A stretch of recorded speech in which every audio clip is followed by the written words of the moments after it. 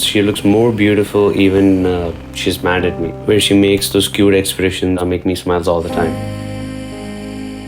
So he's been proposing me from school, but we met after a long time.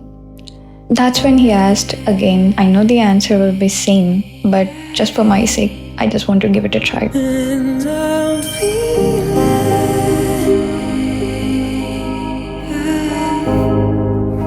Her obsession to always stay along by my side is something that would always make me feel blessed.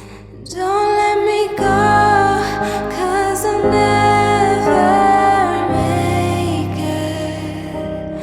Don't let me go, I'm a brave soul too. I wouldn't want anything to change as of tomorrow or any day because she's the most perfect gift that happened to my life.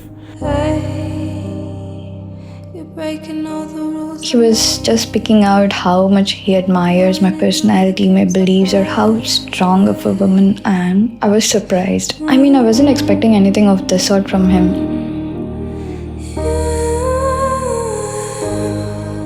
I'm not sure how I could go on without her. We just happen to complement each other and I love her forever. I never really said yes, nor we said the words till date. We have just decided to see how far we could reach in this journey.